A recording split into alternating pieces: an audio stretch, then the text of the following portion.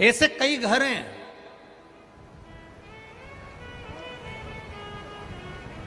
इस भारत की भूमि पर, इस मृत्यु लोक में, पूरे विश्व में ऐसे कई घर हैं जिनके घर में गुजारा करने के भी आफत है। पहनने के कपड़े नहीं, किसी के यहां पर भोजन नहीं, किसी के यहां जमीन नहीं, किसी के यहां दुकान नहीं। कोई कोई पूरी जिंदगी किराए के मकान में निकाल देता है। नहीं है।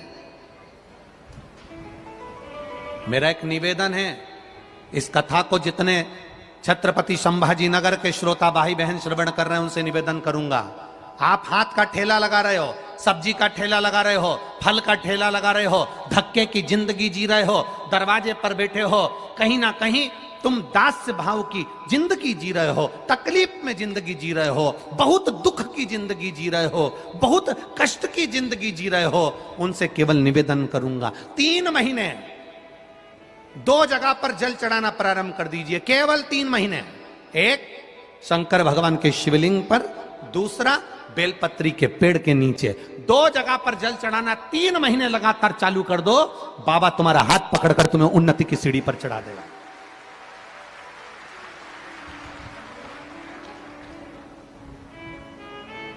हमें कोई चमत्कार करना नहीं आता और ना हम कोई तंत्र विद्या या मंत्र विद्या जानते हैं।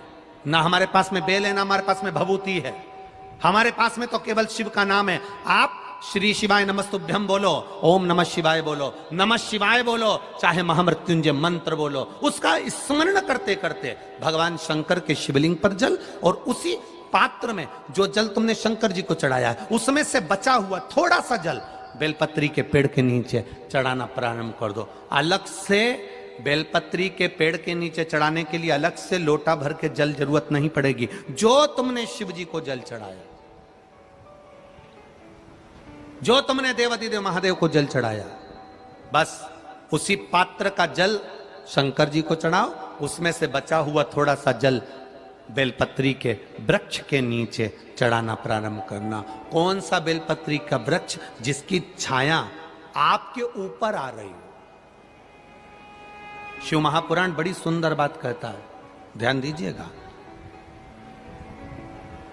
जिस बेलपत्री का पौधा तुम्हारे सिर का, और ये दोनों हाथ ऊपर कर लो, अपन खड़े हुए और खड़े होकर दोनों हाथ ऊपर करें, इतना बड़ा बेलपत्री का पौधा है, उस बेलपत्री के पौधे की पत्ती को कभी तोड़कर शंकर जी को नहीं चढ़ाना चाहिए।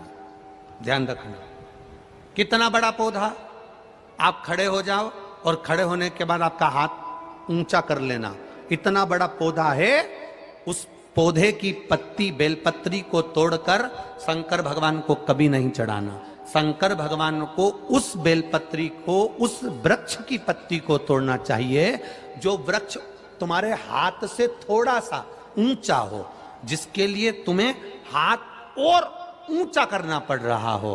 जैसे एक बच्चा अपनी मां की गोद में बैठने के लिए दोनों हाथों से उचकता है, आवाज लगाता है, उचकता है, आवाज लगाता है, हाथ ऊपर करता है, तो मां उस बच्चे को गोदी में ले लेती है। उसी तरह उस बेलपत्री के वृक्ष की पत्ती तोड़ना चाहिए जिसने थोड़ी उन्नति कर ली हो, जो थोड़ा ऊंचा हो गया हो। तुम उसको पाने का प्रयास करो तो भगवान भी तुम्हें अपनी गोदी में ले ले। ऐसे वृक्ष की पत्ती तोड़।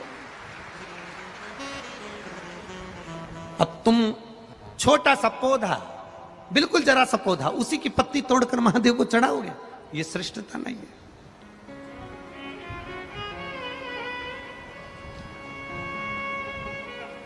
छोटा सा पौधा है, उसकी पत्ती को तोड़कर आप चढ़ा रहे हो महादेव को, उसमें श्रेष्ठता नहीं है। वो छोटा है।